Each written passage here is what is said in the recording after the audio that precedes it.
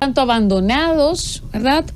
Y la gente se acostumbró a escuchar y analizar las diferentes situaciones de las elecciones, específicamente de los países, los diferentes países, y también, ¿por qué no?, analizar la actualidad de la política del exterior. Pero ya está con nosotros, luego de unas pequeñas vacaciones, el experto en política internacional, el buen amigo, parte del gobierno de la tarde, parte del elenco ya. Él lo único que no hace es cobrar, pero es parte del elenco. Bienvenido, buenas tardes, Juan Segovia. Encantado, Iluminada. No hay mejor pago que el veros todas las semanas. Yo creo que no, ¿eh? No hay mejor, no hay pago que supere ese. Mira todas estas chicas hermosas que estamos aquí. Encantado. Y los caballeros elegantes siempre para preguntarte, para agobiarte con información chicas y señoras. Sí, de la política internacional. Juan, hace 3 días de las elecciones, sí.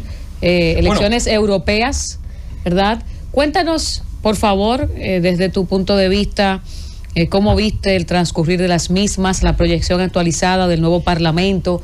Hay mucho de qué hablar. Sí, Milei por España, nos comentabas, nosotros también estuvimos pendientes del señor Milei, pero vamos a iniciar con las elecciones europeas de este 2024. Que han sido hace 3 días en España. En España. Sabéis que la Unión Europea la forman 27 países, sí, y se deja un margen de una semana para que cada país, en función de su tradición sobre qué día hacer las elecciones, pues pueda convocarlas, ¿no? En España, como nuestra tradición es convocarlas siempre en domingo, pues fuimos de los últimos que votamos, ¿no?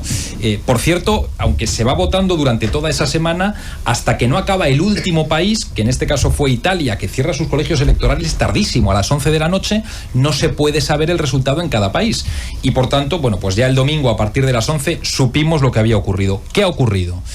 Ha ocurrido que el centro-derecha, los democristianos y los socialdemócratas, más o menos mantienen sus posiciones. En Europa gobiernan en una gran coalición, centro-derecha, centro-izquierda, pero ha habido un ascenso muy importante de la extrema derecha populista. En esas elecciones, un aumento muy importante, con algunos sustos muy graves, porque en Francia, por ejemplo, que es uno de los 2 pilares de la Unión junto con Alemania, la extrema derecha ha sido primera fuerza. El partido de Marine Le Pen ha ganado ampliamente esas elecciones, y eso ha supuesto un terremoto político en Francia, sí, claro, donde el presidente Macron ya ha dicho que convocaba elecciones legislativas, haciéndose cargo de la situación que se ha producido, para que los franceses se expresen y se vea la configuración de un nuevo parlamento. Eso en Francia, uno de los 2 países más importantes de la Unión. Pero es que en el otro, Alemania, donde hay un gobierno socialdemócrata en manos del canciller Olaf Scholz, el canciller allí es el primer ministro, su partido, el Partido Socialdemócrata, también ha quedado por detrás de la extrema derecha, que ha sido segunda fuerza, y los socialdemócratas tercera. Por tanto, se han producido esos 2 cataclismos. En algunos países más pequeños, como Austria, también ha ganado la extrema derecha. En Bélgica, el primer ministro ha dimitido, fruto también de un resultado electoral muy adverso, y por tanto, aunque los resultados, si luego uno los analiza más detenidamente, no son tan catastróficos, o sea, digamos que esa unión centro-derecha, centro-izquierda que ha gobernado históricamente la Unión Europea desde el 93 que se constituyó, sigue pudiendo gobernar, pero es verdad que ese ascenso de fuerzas que eran prácticamente inexistentes hace unos años en Europa y que ahora son tan importantes, ha generado lógicamente mucha inquietud en el continente. Y estamos hablando que este Parlamento Europeo será 2024-2029, importante. Así es, recordarlo. 5 años. Es el segundo parlamento más grande del mundo después del indio, son 720 diputados, representan a 400 millones de votantes. La Unión Europea, que por cierto es un proyecto interesante del que hablar, el de la Unión Europea, ¿sí? ¿No? Yo creo que podemos decir sin exagerar que es probablemente el proyecto político más importante y más positivo que se ha vivido en los últimos 100 años en el mundo, ¿no? O sea, 27 países que se unen, que están dispuestos a ceder mucha soberanía, a renunciar a su moneda, a sus fronteras, a sus bancos centrales, a su política exterior en gran medida, se unen todos ellos y constituyen una entidad supranacional, que es una entidad, entre otras cosas, de paz. Es que Europa ha sido tan conflictivo, ¿no? 27 países donde se habla en cada país un idioma diferente. que han estado de guerras unos con otros hasta hace 2 días. Y algunos más de uno. Y en algunos como el mío, varios idiomas. Varios en España idiomas. se habla más de uno.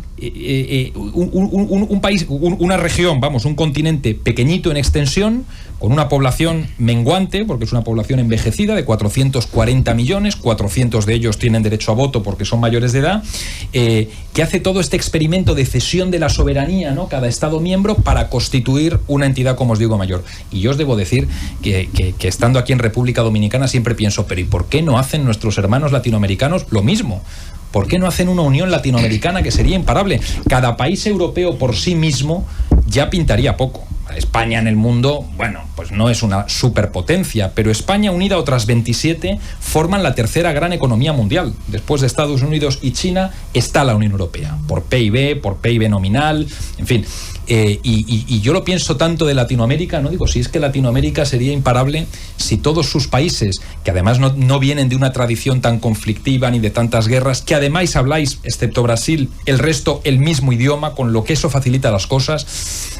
Lo pienso, y por cierto pienso, en Europa se eligió a Bruselas como capital, porque era una ciudad céntrica, de un estado pequeño, no conflictivo, que se llevaba bien con todo el mundo, y fantaseando sobre la Unión Latinoamericana, digo, la Bruselas latinoamericana es Santo Domingo, que es la capital de un país pequeño, céntrico, que se lleva bien con todos. ¿Verdad que sí? Cuando consigamos la Unión Latinoamericana, la capital tiene que ser Santo Domingo. Bueno. Eso lo Juan, mi prima, que hasta ahora repartiendo cargos, que vaya pensando en eso también. Juan, cuando habla de que preocupa el hecho de que gane la extrema derecha populista en Europa, nos abocamos dentro de poco a las elecciones de Estados Unidos. El riesgo de una extrema derecha populista en Europa con un posible de Donald Trump. ¿Qué significaría esto para el mundo? Si bien es cierto, Donald Trump no es una figura de extrema derecha, tiene rasgos de extrema derecha, aunque es una persona propia del sistema, pero trata de romperlo hacia ese esquema. Exacto, a veces yo creo que esta pegatina de extrema derecha al final puede resultar un poco confusa. De hecho está resultándolo en Europa. Ahora que se hace la adscripción, ¿no? ¿Cuántos diputados hay de cada grupo?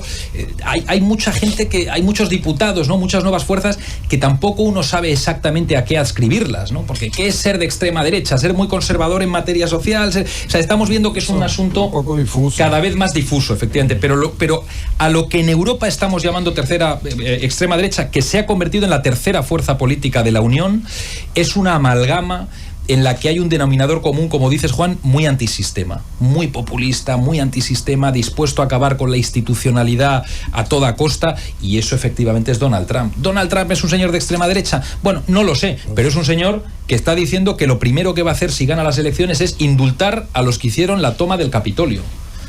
Claro, eso ya es una declaración de intenciones, al menos acerca de la institucionalidad.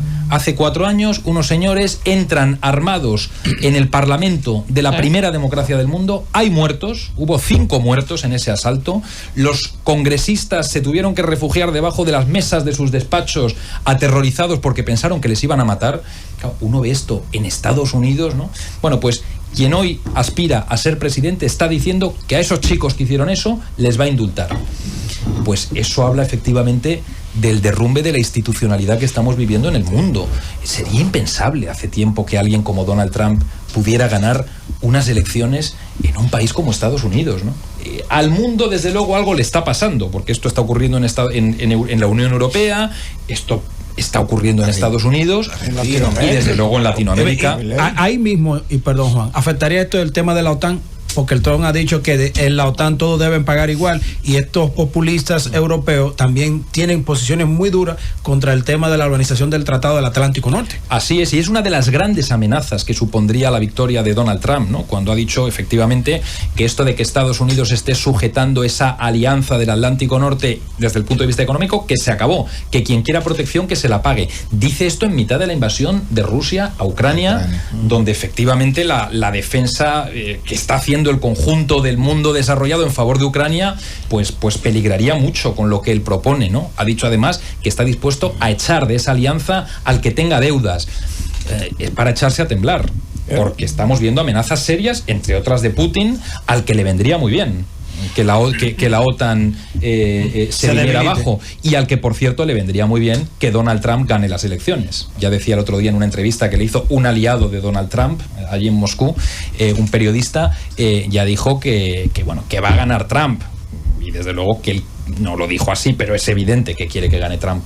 Y el vocero de Rusia dijo que lo que sucedió con Donald Trump con relación a la justicia es una persecución política, prácticamente dándole un espaldarazo a Donald Trump. Sí, no, está claro que la intención de Rusia es, por supuesto, la victoria de Donald Trump, que además recientemente dijo que él era amigo de Putin. O sea, Donald Trump tampoco se ha escondido. Él dice que es amigo de Putin. Por cierto, efectivamente, ahora que mencionabas y esto de los juicios, ¿no? Un presidente que ha sido condenado por un jurado popular por unanimidad.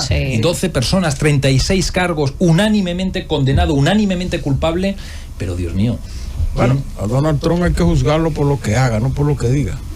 Es populista y ahora está diciendo cosas que cuando él fue presidente no la hizo. Por ejemplo, eso de la OTAN, que los europeos paguen igual que los Estados Unidos. Eso es verdad, pero lo que pasa es que en política yo creo que las formas también son el fondo.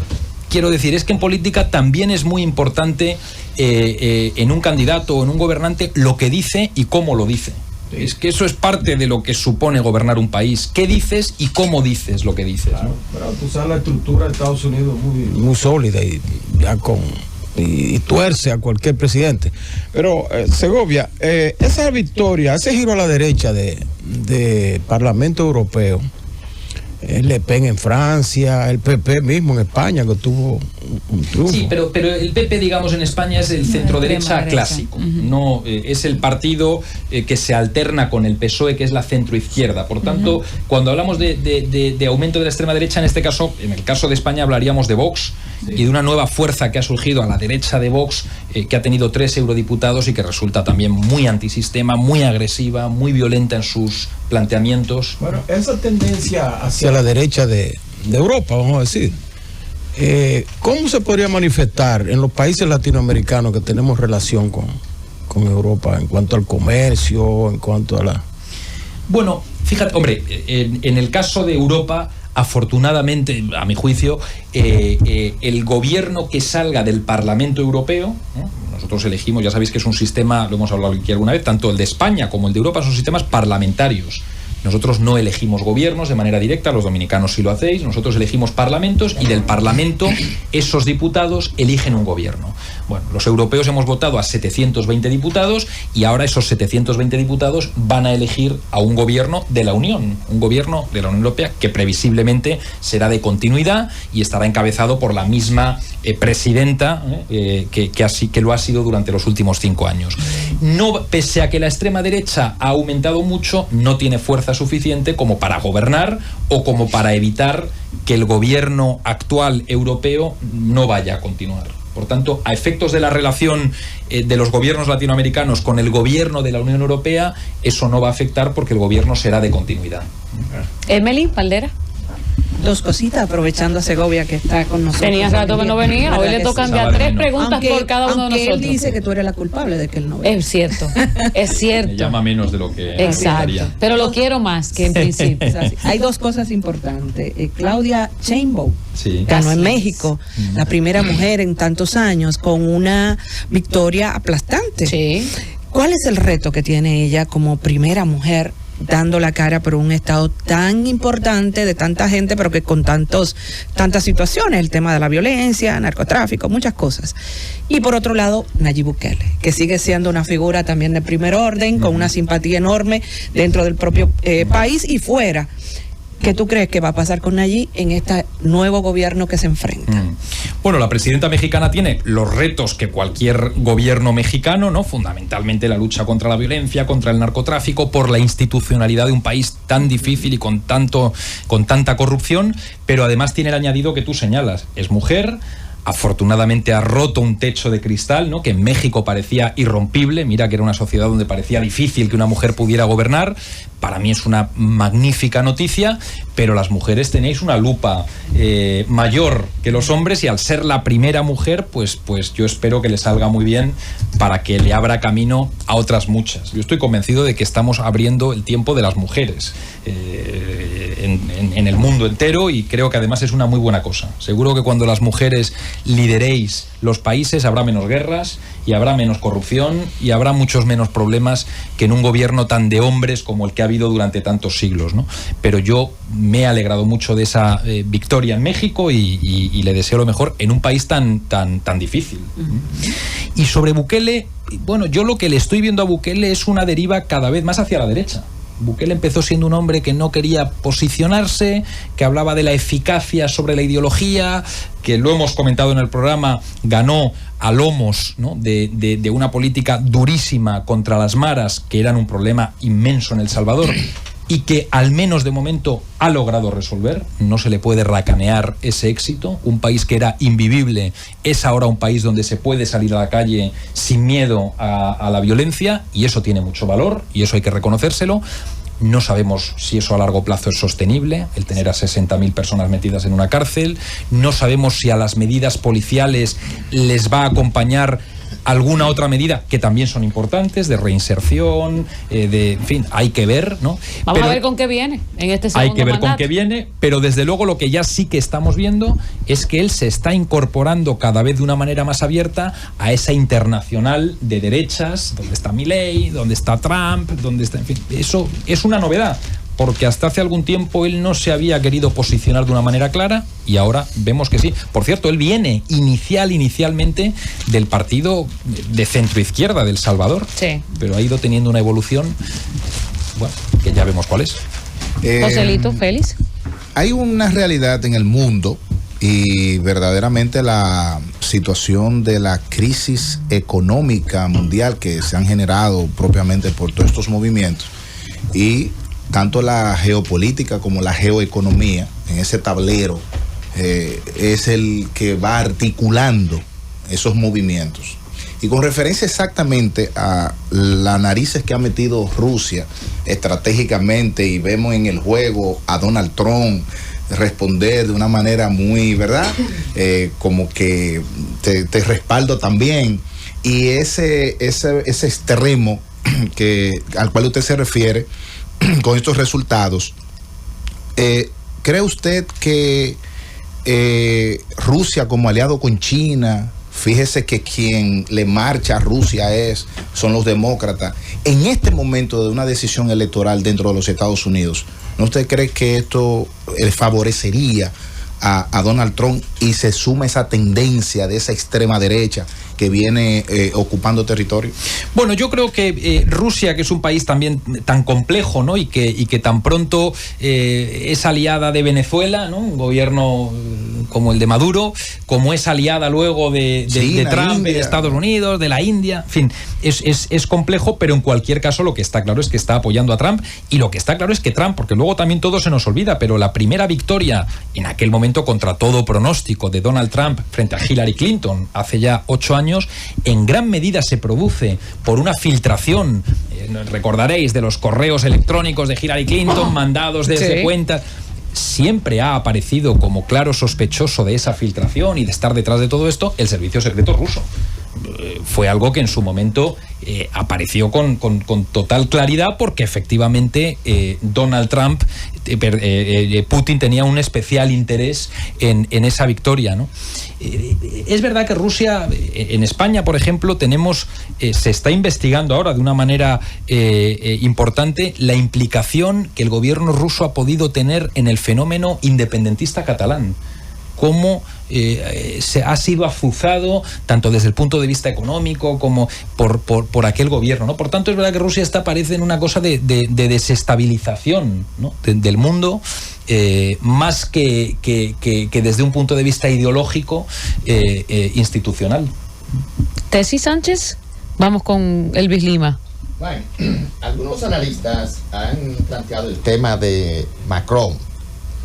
Emmanuel Macron, el presidente francés, y siendo Francia una potencia, y cómo incide tanto Francia en la comunidad europea, esa derrota de Macron puede marcar el final de su liderazgo, de su ciclo, y también lo que representa Alemania. Alemania es una potencia económica, pero también vemos la derrota de su canciller Olaf Scholz. Entonces, esa combinación de esos dos líderes derrotados, ¿cómo va a impactar con el tema económico? Bueno, con alguna diferencia, ¿no? Macron es jefe de Estado, no de gobierno, es presidente de la República. En Francia hay una doble vía, ¿no? Por un lado se elige al presidente de la República por un mandato de 5 años prorrogable, como aquí, ¿no? Hay elección y reelección, en ese caso 10 años en total, y Macron está en su segundo mandato, por tanto, él va a completarlo y no podrá presentarse a la reelección. A Macron le quedan, me parece, 4 años por delante y eso es inamovible. Lo que él... No, porque él es presidente de la República, pero lo que él ha convocado ahora son elecciones legislativas para que los franceses elijan un nuevo parlamento del que saldrá el gobierno, el primer ministro y los ministros, ¿no? Que salen del parlamento. Él es jefe de Estado, no de gobierno. Previsiblemente ese parlamento va a ser un parlamento dominado por la extrema derecha. Hace ya años que la extrema derecha empezó a pasar a la segunda vuelta de las elecciones presidenciales, no legislativas, presidenciales, y todo el mundo decía, bueno, no hay problema porque como hay doble vuelta en Francia, la extrema derecha puede pasar a la segunda vuelta, pero en la segunda vuelta todo el mundo se une contra ellos y entonces nunca ganarán. Pues ahora sí pueden ganar, porque poco a poco han ido recortando posiciones y hoy por hoy se encuentran claramente con posibilidades de ganar la presidencia de la República cuando toque, que eso es inamovible, eso no se puede adelantar, pero desde luego lo que ya sí pueden ganar en las próximas elecciones legislativas es el control del Parlamento, del que puede salir un jefe de gobierno de extrema derecha del partido del Le Pen. Pero si tú eres un Macron diferente, no con la fortaleza. No, por supuesto que no, por supuesto que no. ¿Y eso puede marcar el fin, como plantean algunos? Bueno, el fin de él no puede repetir, él no se puede presentar a la reelección. Al final él gobierna con un movimiento que fundó él. Él había sido un ministro de Hollande, del presidente socialista francés, fue ministro muy joven. El Partido Socialista se derrumbó, él fundó un nuevo movimiento muy personalista, que le aupó a la presidencia de la República, pero yo no creo que sea un movimiento que puede tener mucha continuidad una vez que él, dentro de 4 años, no pueda presentarse a las elecciones presidenciales. Por tanto, el tablero en Francia se reconfigurará mucho, pero desde luego lo que está claro es que él no se puede presentar y que además es un presidente de la República que hoy cuenta con un apoyo bajísimo. Erinia Peralta. Tú dijiste, Ilumina, que eran cuántas preguntas. Puede hacerle toda la que usted quiera. Tranquila. Tengo dos. Bueno, hace un momento, Juan, hablabas de la posibilidad o te preguntabas por qué no había sido posible un intento de unión en Latinoamérica. Me llamó mucho la atención tu planteamiento porque yo me he preguntado lo mismo. El año pasado el presidente Lula dio unas declaraciones donde hablaba de una posible moneda única para los países de Mercosur, que ha sido como un primer intento de eso. Claro. Yo quisiera que tú quizás nos cuentes a nosotros y a la audiencia, o sea, cuáles para ti han sido los inconvenientes que se han encontrado, porque cuando uno analiza el tablero latinoamericano, que hoy tú tienes a Petro que sí tiene como una visión más de unir a Latinoamérica, o a Lula, pero por otro lado tú tienes a Milei y por otro lado tienes a Nayib que se la pasa tuiteándole, por ejemplo, a Petro. Entonces como que eso tú lo ves como un problema. Quisiera saber si esas diferencias entre los países y desigualdades, ¿no te parece a ti que sería un problema para esa unión? Esa es mi primera pregunta. Un impedimento. O sea, un impedimento para esa posible unión. La segunda es, hablabas hace un momento de los desafíos internos que han generado estos resultados, por ejemplo, en Francia.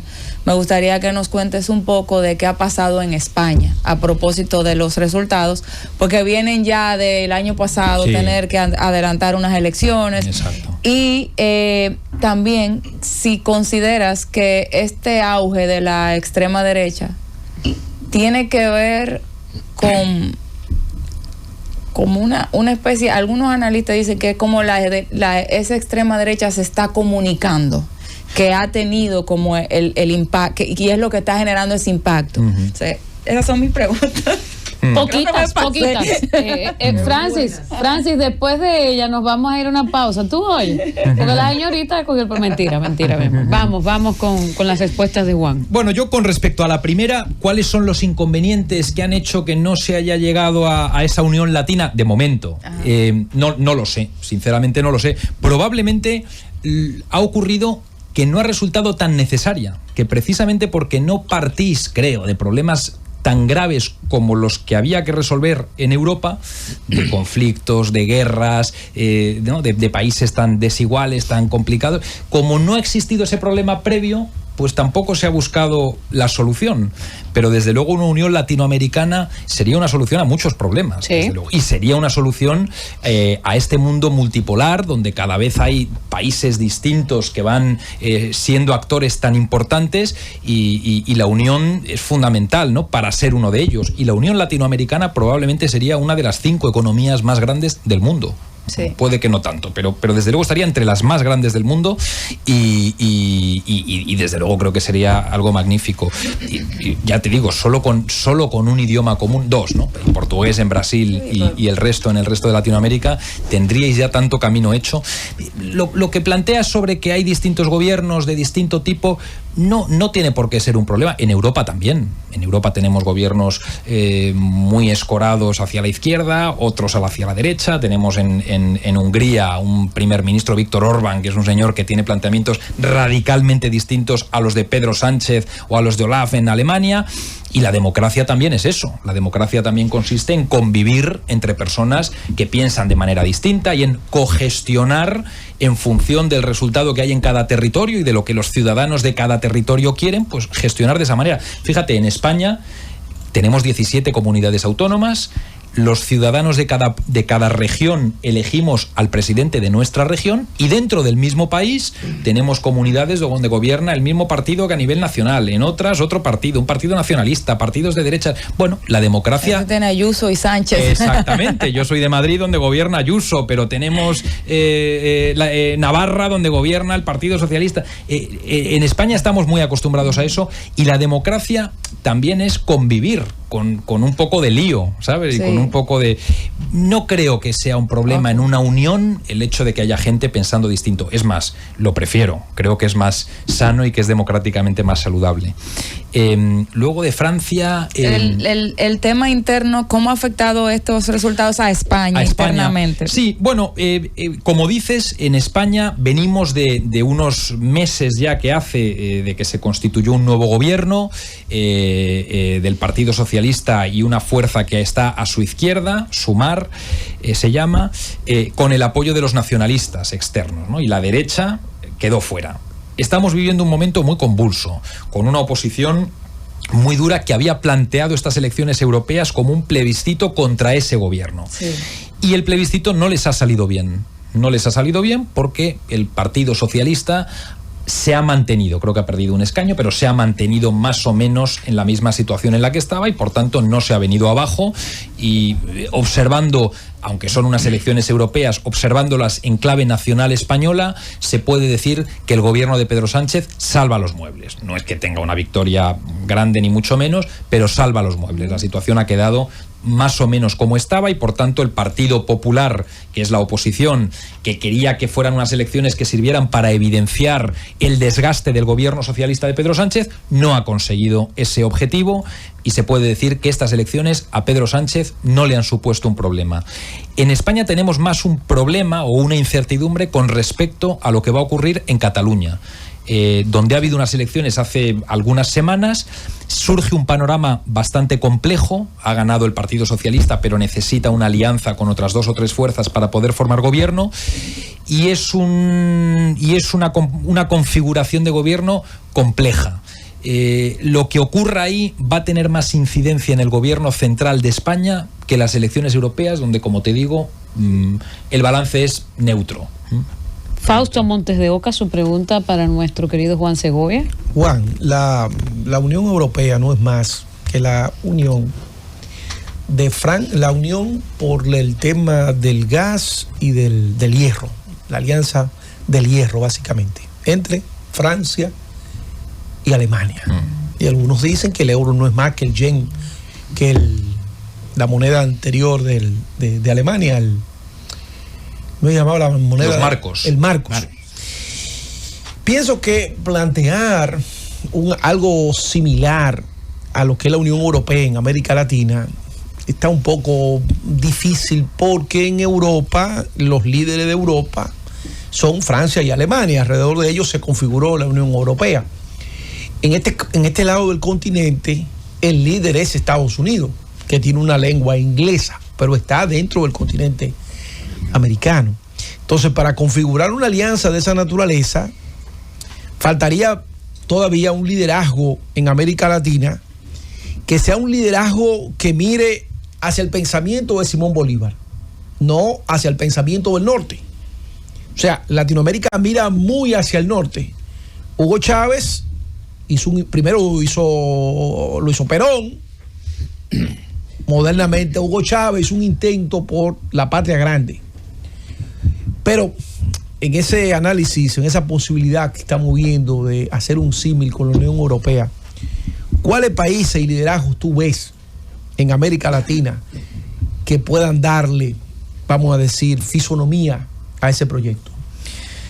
Bueno, por partes, de entrada, la Unión Europea, efectivamente, como dices, comenzó siendo un acuerdo comercial para el hierro y tal entre Alemania y Francia. Ahora es mucho más que aquello. O sea, eso es un germen muy inicial que acabó derivando en una unión en la que se han conseguido cosas tan importantísimas como unas fronteras comunes. O sea, España ya no es, digamos, dueña de sus fronteras. Quien entra en la Unión Europea por Dinamarca está entrando ya en territorio en el que se puede mover libremente, y eso tiene mucho valor. La moneda única, como dices, gran parte de la política exterior, el Banco Central, o sea, la Unión Europea ha tenido avances importantísimos que desde luego dejan aquella primitiva unión entre Alemania y Francia muy atrás. Eso es el origen, pero es un origen ya muy remoto, y cada vez se quiere ir avanzando más.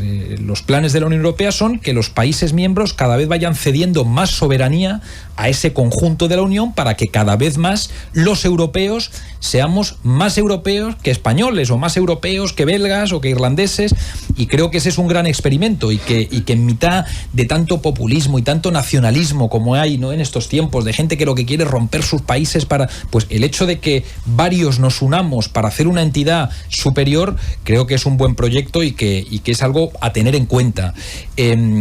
Hombre, yo cuando te hablo de Unión Latinoamericana, no me estoy refiriendo a Estados Unidos. Estados Unidos no es latino, es americano, pero no latino, ¿no? La Unión Latinoamericana creo que tendría, esto es hablar, quiero decir, es una opinión, pero tendría... Quiso hacer Bolívar. Bueno, y tendría interés, yo entiendo que de México hacia abajo. Exacto, claro. México hacia abajo. Hombre, claramente entiendo que las tres grandes potencias latinoamericanas, ¿no?, México, Brasil y Argentina, diría, ¿no? Argentina es verdad que se encuentra en momentos difíciles, pero son las tres economías más potentes, ¿no?, del continente, y bueno, pues en torno a ellos se podría articular desde luego una unión de tantos otros, no sé cuántos países son los países, pero 20 y algo, ¿no? 27, ¿no? 22. No muchos más. Solo las islas del Caribe. Bueno, las islas son otra cosa. pero Sí. ya no entra. Las islas son... Nos interesan las Antillas, las grandes Antillas, las mayores. Menores. Juan, mencionabas Argentina, y precisamente para allá quiero ir. A 6 meses del paso del terremoto, Javier Milei, le digo así, porque solo lleva 6 meses en el poder, y ya se ha registrado pues una disminución increíble en el consumo de leche, de carne, en las ventas de autos, de compras en supermercados, y estoy citando un periódico argentino, o sea, esto no me lo estoy inventando yo. Las medidas económicas de este gobierno de Javier Milei pues han impactado al consumo de leche y también de carne, con una caída en el primer cuatrimestre del 2024 del 17.6%, respectivamente comparado con el mismo periodo del 2023. Pero también las ventas de electrodomésticos han disminuido un 47% desde marzo hasta la fecha, y esto comparándolo con el año 2023. Las compras en los supermercados pues se han mantenido un tanto estables, pero ahí hacemos un señalamiento muy especial con la carne, con la leche, con los electrodomésticos, los vehículos. ¿Qué es lo que le espera en los próximos 6 meses de este 2024 Argentina con las medidas que sigue tomando Javier Milei. ¿Hasta dónde es que va a tocar fondo Argentina con las medidas de él como presidente de esa nación? ¿Quién lo sabe, no? Desde luego el arranque ha sido efectivamente tremendo. Los argentinos, desde que este señor es presidente, no han visto sus problemas resueltos, sino empeorados. Y a mí La sierra eléctrica no... La sierra eléctrica, no desde luego, para mejorar la vida de la gente, que es lo que hay que exigirle a los políticos, no ha servido. Y en mitad de todo este lío, permitidme que como español comente lo que ha ocurrido en mi país con este señor. Porque este señor, que es muy liberal y que está en contra del Estado y que quiere pasar la sierra eléctrica a todo el mundo, se la ha pasado a todo el mundo menos a él, que se cogió un avión pagado por el gobierno argentino y se fue a España en viaje privado, pagado por el gobierno argentino, pagado porque él está en contra del Estado, pero para que le paguen a él los billetes de avión no hay problema ahí. Los billetes no, los aviones, como fue en un avión entero. No hizo, por cierto, como el presidente dominicano, que va en un asiento de un avión de línea regular. No, él se fue en un avión privado. Para él solito. Exactamente. Privado, pero a cargo del Estado argentino. Entonces, se planta en España, donde el gobierno... Él aclaró eso, en el sentido de que era un viaje también de atraer inversiones. Claro, pero fíjate, hizo varias reuniones con inversionistas. Sí, esa es la excusa que ponen siempre. Claro, uno se va de viaje privado y luego dice, no, me he reunido con un empresario y entonces eso justifica que me pague el Estado el viaje. Pero ha viajado mucho, parece. Pero fíjate, sí, pero mirad lo que hizo en España. Mirad lo que hizo en España para incentivar la situación de Argentina. A la toma de posesión de Bukele. Sí. Bueno, fue también. No, porque va como jefe de Estado. Eso está bien. Pero una visita. Sí, pero fue express y creo que fue. Yo digo que ha viajado mucho. Un vuelo privado. Paréntesis, porque hay un meme que se viralizó allá en Argentina. Lo hacen aquí, imagínate, Argentina, un país tan grande. Que bienvenido presidente Milei a Argentina. O sea, como que él prácticamente le gusta dar vueltas por el mundo. Porque no está mucho en Argentina. Pero el problema es que cuando da vueltas por el mundo hace cosas tan increíbles como la que ha ocurrido en España. ¿Qué es lo que ha hecho en España? No hay precedentes de algo así. Este señor se planta en un mitin organizado por un partido de extrema derecha en España y se pone en el mitin a parir, no sé si utilizáis la expresión aquí, a criticar de una manera salvaje al presidente del gobierno de España. Sí. O sea, en España, con la protección, porque además, bueno, este señor llega a España, pues el gobierno de España le pone protección, claro. Guardia Civil, no sé qué, el Estado entra por la sala de autoridades, no sé qué, bienvenido, tal. Va directamente a un mitin de un partido de extrema derecha y dice que los socialistas que gobiernan en España son unos sinvergüenzas, que la mujer del presidente de España es una corrupta, que Pedro Sánchez, que es un zurdo, que es como él llama a la gente de izquierda, lo que tienen que hacer los españoles es quitarle de en medio.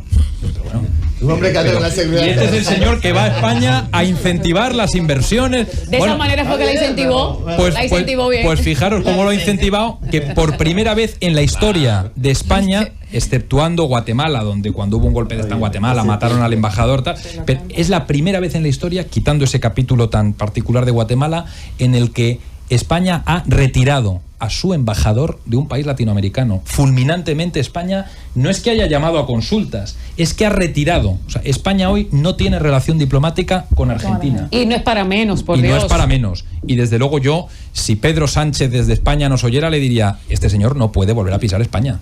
Un señor. Nosotros nos reímos, Juan, porque hay que poner en contexto a la gente, porque es que es un personaje este señor.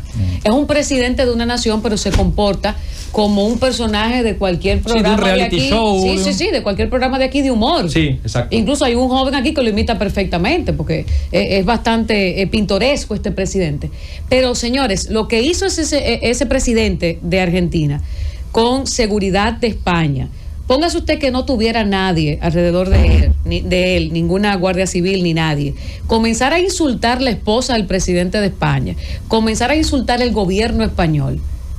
Es una cosa que uno no acostumbra a verlo, para no decir que es algo que no se debe y que nunca se hace. Entonces, poco hizo España, que retiró su embajador de Argentina. Poco hizo. Lo prohibir la entrada de ese señor a España. Sí, yo creo que porque además amenaza con volver en septiembre. Ha dicho que en septiembre vuelve. Digo, pero bueno, es que no hay, pero alguien se imagina un presidente que llega a otro país a criticar al país anfitrión. Yo creo que no le deberían dejar entrar. Ahora os diré, la campaña del Partido Socialista para las elecciones europeas que acabamos de tener empezaba con Milei. Sí. Decía, hay uno, no le citaban, hay uno que ha llegado aquí a decir que somos unos zurdos. Pues toda la campaña era, salgamos los zurdos a votar en España para ganar a los que son como este. Y no ha ido mal.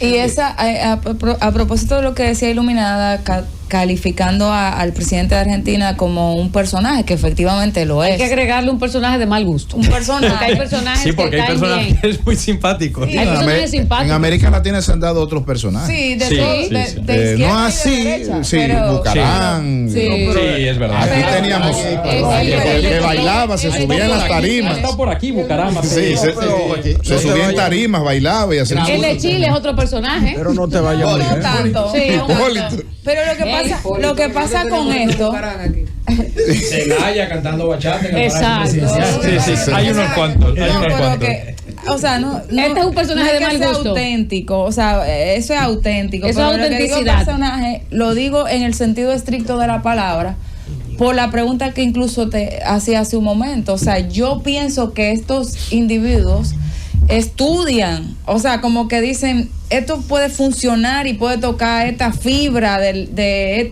estos segmentos del electorado, y actúan así. O sea, yo creo que en la campaña de Milei se vio eso, como que el tipo dijo, Es que esos son. o sea, como capitalizar un descontento, y por eso preguntaba hace un rato, porque he leído a propósito de los resultados de las europeas, que se han hecho muchos análisis sobre cómo la izquierda se va quedando atrás en la manera en la que plantea las cosas, y la derecha sí está llegando como a ese discurso un poco más light, pero que toca fibras. Sí, tienes razón. Y además, lo comentábamos, hay una internacional que no existía hasta ahora, una internacional de extrema derecha que se apoya económicamente y que además toman ideas Aquí hay unos de otros. individuos que cobran. Milei, cuando empezó siendo diputado en Argentina, entre otros gestos populistas, como decía que los diputados cobraban mucho, lo que hacía era sortear cada mes su sueldo entre quienes se suscribieran a su canal de noticias, ¿no? Bueno, pues eso, un nuevo partido que acaba de emerger ahora en las elecciones europeas con 3 diputados, muy antisistema, muy como Milei, pero de momento en pequeñito, esperemos que no crezca, ha copiado lo mismo. Ha dicho, vamos a sortear nuestros sueldos de eurodiputados, que también son altos en España, entre quienes se suscriban a nuestra newsletter. Este es el que ganó con un canal de tele. Exacto, yo no le quiero ni nombrar porque no hay que darle publicidad ni al otro lado del Atlántico. Ahorita van y lo buscan en Google. Sí, exacto. Y Milei potencializó la red social de TikTok. Sí, Acuérdense claro. que Sí. por ahí él Y fue el pionero se en colocó. Pero es verdad que luego Claro. unos imitan a otros, cogen ideas de lo que... Y efectivamente hay una internacional... Es que eso es lo que se Sí. llama el discurso disruptivo. Exacto. Es decir, fuera de lo normal, que la gente ya está cansada de las cosas. Cotidianas. No, sobre todo de la doble moral de ok. los políticos, en el sentido de que dicen una cosa y hacen otra. Ocultan las cosas, siempre son light en cuanto a los cambios, Exacto. todo lo transan. Es verdad. Entonces la gente está reclamando ese tipo de actuaciones ya. El bipartidismo, la ideología centro-izquierda, derecha, tú hablabas de esa tendencia ultraderecha. Hay un desgaste, y yo al mismo tiempo preguntaría, va en la dirección de lo que dijo Erinia. ¿Qué debe hacer los partidos en Europa específicamente, que tienen una definición ideológica, pero que en este momento hay evidentemente una crisis? La gente no se está identificando. ¿Falta de qué? Desde tu punto de vista me gustaría escuchar qué tú entiendes que debe hacer tanto esa derecha conservadora y esa izquierda socialista que ideológicamente se definen en estos países. Sí, es tan difícil, ¿verdad? Y además un poco incluso presuntuoso intentar dar respuesta a problemas tan gordos, ¿no? Sí, y tan de fondo como hay. Hombre, desde luego sí que me da la sensación de que la eficacia a la hora de resolver los problemas de la gente es fundamental para que no aparezcan partidos antisistema. Si los partidos de los sistemas, los partidos resuelven los problemas y generan sociedades donde hay convivencia y donde hay crecimiento y donde la gente vive bien y donde la desigualdad es poca, es difícil que aparezcan fenómenos como los que hemos vivido en sitios del mundo. Porque dice, Milei, ¿qué pasa con Milei? Que es un personaje, pero claro, ¿cómo estaba Argentina? cómo estaba Argentina, ¿no? Sí. Y si los gobiernos de Argentina hubieran resuelto los problemas de pobreza y de desigualdad y de falta de oportunidades, ¿habría aparecido alguien como Milei? Probablemente no. Y donde los gobiernos del sistema funcionan, pues vemos que es más difícil que emerjan este tipo de fenómenos, ¿no? Por tanto, creo que está muy relacionado la contención de movimientos antisistemas con el hecho de que los sistemas funcionen, resuelvan problemas y mejoren la vida de la gente. Pero claro, esto luego es complicado.